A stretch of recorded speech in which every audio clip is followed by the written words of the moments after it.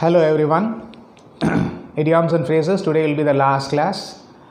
I think around about ஒரு 80 to 90 இது பார்த்துருப்போம் அப்படின்னு சொல்லி நினைக்கிறேன். Just go through that. Just rush them up. ஓரளவுக்கு உங்களுக்கு அந்த ஃப்ரேசஸ்னால் என்ன அப்படின்றது தெரிஞ்சிருக்கும். இன்றைக்கி வந்து we are going to conclude. Bed of roses. Life is not bed of roses அப்படின்னு சொல்லுவாங்க. Life is not bed of roses. Bed of roses அப்படின்னா சொகுசானதல்ல அப்படின்னு அர்த்தம். வாழ்க்கை வந்து சொகுசானது, எல்லாருக்குமே சொகுசானதல்ல, எல்லாருமே வந்து சொகுசாக வாழ்ந்துட்டு போகிறதில்ல. வாழ்க்கை அப்படின்றது வந்து நிறைய பிரச்சனைகள் நடந்த ஒரு பெரிய போராட்ட களம் தான்.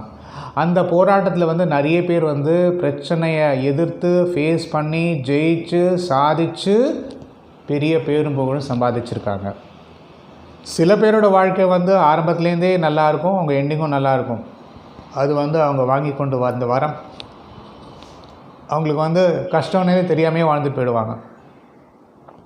சிலர் வந்து வாழ்க்கையில் வந்து ரொம்ப அடிமட்டத்தில் இருந்து கஷ்டப்பட்டு போராடி வாழ்க்கையில் பல துன்பங்களை அனுபவித்து அதுலேருந்து மீண்டு வந்து ஜெயிச்சு சாதிக்க பிறந்தவர்கள்னு சொல்லி சாதிச்சிருப்பாங்க. இவங்களை பாராட்டணும். ஓகே, சில பேர் வந்து இந்த எதிர்கொள்ளவே முடியாமல் வந்து வாழ்க்கையில் துவண்டு நொந்து போயிட்டு பாதியிலே மறைஞ்சு போயிடுவாங்க. இந்த மாதிரியும் இருக்குது. ஸோ ஏன் அப்படின்னா பெட் ஆஃப் ரோசஸ்னால் வாழ்க்கை வந்து எல்லாருக்குமே வந்து சந்தோஷமாக ஒரு அற்புதமான விஷயமாக அமையுதா அப்படின்னு சொல்லிட்டு தெரியல. எல்லாருக்குமே அது சொகுசான வாழ்க்கையை அமையிறது இல்லை. ஓகே, அப்போ நம்ம என்ன சொல்லுவோம் அப்படின்னு சொன்னால், எது வந்தாலும் அதை எதிர்கொள்ளக்கூடிய திறன், சக்தியை வந்து நமக்குள்ளே வளர்த்துக்கணும் அப்படின்றது தான். போராடக்கூடிய தைரியம், மனோதைரியம் நமக்குள்ளே இருக்கணும் அப்படின்னு. பெட் ஆஃப் ரோசஸ் சொகுசானதல்ல அப்படின்னு சொல்கிறதுக்கு. Life is not a bed of roses அப்படின்னு சொல்லி, life is not a bed of roses. அப்படி இது அப்படியே வந்து பெட்டு ஃபுல்லாக அப்படியே ரோஜா பூவாக தூவி இதாயா வாழ்க்கை அப்படின்னு தூக்கி கொடுக்குற மாதிரி கிடையாது. முட்கள் நிறைந்தது, அங்கங்கே குத்து கூடும். ரோஜா பார்க்குறோம், ரோஜாவில் முள் இருக்குல்ல, குத்தும். ஓகே, ஸோ அதெல்லாம் தாண்டி தான் வெளியில் வரணும். ஆனால் ஒன்று, ஒரு தோல்வியில் இருக்கிற வந்து அது நிரந்தரம்னு நினச்சிக்கவே வேண்டாம். கண்டிப்பாக அது மாறும். அடுத்த இது வந்து அவனுக்கு நல்ல சந்தோஷமான நிகழ்வு காத்திருக்கும். ஆனால் அந்த சந்தோஷமான நிகழ்வு வரத்துக்கு முன்னாடியே சில பேர் வந்து உயிரை மாய்த்து கொள்கிறார்கள். தேவையே இல்லை. வாழ்க்கைன்னா போராடணும், ஜெயிக்கணும், சாதிக்கணும் அப்படின்ற இது உள்ளுக்குள்ளே போகணும். Get into trouble. Get into ட்ரபுள்னால் தொல்லையில் சிக்குதல் அப்படின்னு சொல்ல முடியும். என்ன? he got into trouble for nothing. ஒன்றுமே இல்லாத விஷயத்துக்கு போயிட்டு அவன் வந்து ஒரு பிரச்சனையில் போய் மாட்டிக்கிட்டான்ப்பா. he got into trouble. get into gotன்னு மாறுது சொல்லும்போது. Okay, he got into trouble அப்படின்னு சொல்லிட்டு. In fact many would have got into trouble during various incidents that would have taken place in their offices for no fault of theirs. அவங்க மேலே தப்பு இருக்காது, but ஏதோ ஒரு காரணத்தினால வந்து அவர் மீது பழி சுமத்தப்படுவார், அவர் மாட்டிக்கொள்வார் அப்படின்ற மாதிரி. சில பேர் வேணும்னே தப்பு செஞ்சு மாட்டிப்பாங்க. அது வந்து நம்ம அதை பற்றி பேச வரல. பட் இன்னசென்ட் பீப்புள் வந்து they should not get into trouble. How they got into trouble and what is the way out to come out of the trouble அப்படின்றது தான். he got into trouble for nothing. ஒன்றுமே செய்யாத ஒரு விஷயத்துக்கு வந்து அவன் மாட்டிக்கிட்டான் அப்படின்ற மாதிரி. add fuel to the fire அப்படின்னு சொல்லுவோம். add fuel to the fire. எரியும் நெருப்பில் எண்ணெயை விடுறது அப்படின்னு சொல்லுவோம். எரியும் நெருப்பில் எண்ணெயை விடுறது எப்படி சொல்லலாம்? when we are in trouble, please don't add fuel to the fire. நாங்களே பிரச்சனையில் மாட்டிகிட்ருக்கோம், நீ நாங்கேருந்து வந்து இன்னும் தூபம் போடுறது. ஏற்கனவே வந்து அடுப்பு எரிஞ்சிட்ருக்குது, அதில் இன்னும் எண்ணெய் ஊட்டேன்னா இன்னும் எரியும், கொழுந்து விட்டு எரியும் இல்லையா? நம்ம ஹோமெல்லாம் வளர்க்கும்போது அக்னி எரிஞ்சிட்டே இருக்கும்போது திருப்பி நெய்யை விட்டோன்னா நான் உஸ்ஸுன்னு எரியும், ஸ்வாஹா அப்படின்னு சொல்லிட்டு தூம் போட்டுட்ருப்போம், மந்திரம் போட்டுட்ருப்போம். Okay, so don't add fuel to the fire அப்படின்னு சொல்ல முடியும். Add fuel to the fire அப்படின்னா எரியும் நெருப்பில் எண்ணெய் ஊற்றினார் போல் அப்படின்னு அர்த்தம். when we are in trouble, please don't add fuel to the. என்ன சமயத்தில் என்ன பேசணும்னு தெரியாமல் சில பேர் பேசிகிட்டு இருப்பாங்க. அவங்களுக்கு வந்து நல்ல ஆதரவு கொடுக்குறோன்னு சொல்கிற மாதிரி வந்துட்டு மாற்றி மாற்றி பேசிகிட்டு இருப்பாங்க. சில நண்பர்கள் அப்படி இருப்பாங்க. சுச்சுவேஷன் என்ன பேசணுன்னே தெரியாது, இன்னும் கிளறி விட்டுட்ருப்பாங்க. அவன்கிட்ட சொன்னேன்டா, அவன் தான் உனக்கு ஹெல்ப் பண்ண வேண்டாம்னு சொல்லிட்டான் அப்படின்னு சொல்லிட்டு அவங்க வீட்டிலே போட்டு கொடுத்துட்ருப்பான். அப்போ இன்னும் அவங்க வீட்டில் இன்னும் வேகம் வரும் இல்லையா? இந்த மாதிரி நிறைய பேர் நம்ம பார்த்துருக்கோம் லைஃப்பில். ஆல்ரவுண்டர்னு கிரிக்கெட்டில் கேள்விப்பட்டிருக்கலாம். பல துறைகளிலும் சிறந்து விளைவார். பேட்டிங்கை போடுவார், போலிங் பண்ணுவார், ஃபீல்டிங் பண்ணுவார், ப்ரில்லியண்ட்டாக கேட்ச் பிடிப்பார், ஓகே, என்ன விக்கெட் கீப்பிங் பண்ணுவார், எல்லாமே பண்ணுவார். ஆத்லீட், இன்னும் நல்ல வேகமாக ஓடுவார். ஸோ ஆல்ரவுண்டர் அப்படின்னு சொல்லுவோம். போலிங், பேட்டிங், ஃபீல்டிங் எல்லாமே இருந்ததுன்னா they are considered to be allrounders. அதே மாதிரி லைஃப்பில் வந்து பல ஸ்கில்ஸ் இருக்கிறவங்க ஆல்ரவுண்டர்ஸ் அப்படின்னு சொல்ல முடியும். பல துறைகளில் சிறந்து விளங்குபவர் ஆல்ரவுண்டர் அப்படின்னு சொல்ல முடியும். ஹீ இஸ் அன் ஆல்ரவுண்ட் கிரிக்கெட்டரை சொல்லியிருக்காங்க. He is an allround cricketer, allrounder in cricket அப்படின்ற மாதிரி சொல்ல முடியும்.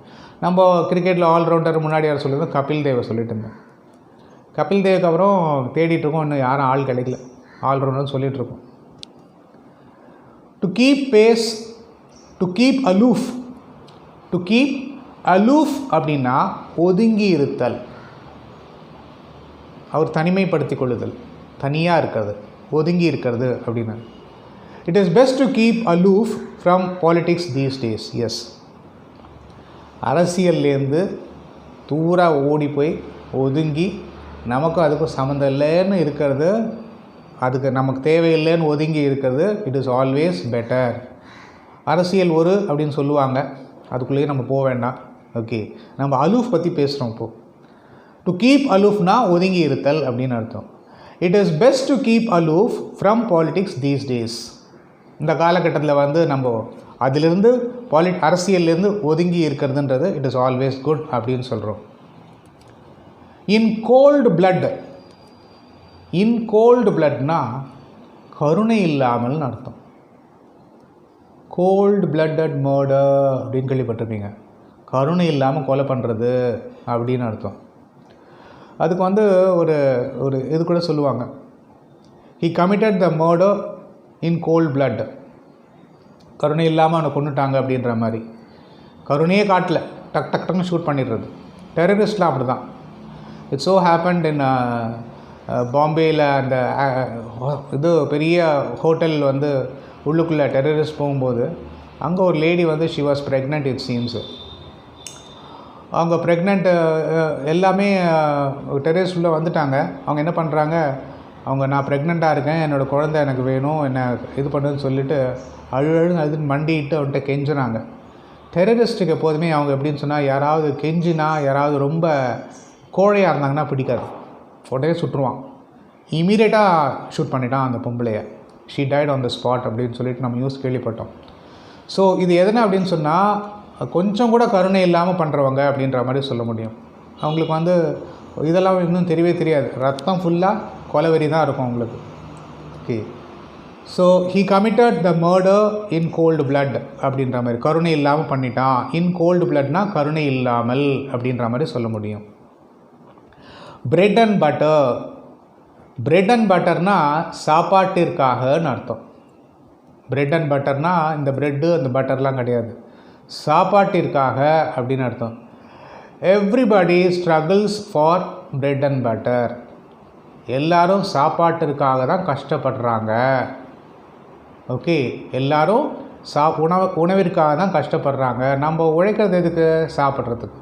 அதுக்காக தான் எல்லோரும் கஷ்டப்படுறாங்க அப்படின்னு சொல்ல முடியும். Everybody struggles for bread and butter. சாப்பாட்டிற்காக நாம் கடினமாக உழைக்கிறோம் அப்படின்னு அர்த்தம். ப்ரஷ் அப் அப்படின்னா நினைவு கூர்தல் அப்படின்னு சொல்ல முடியும்.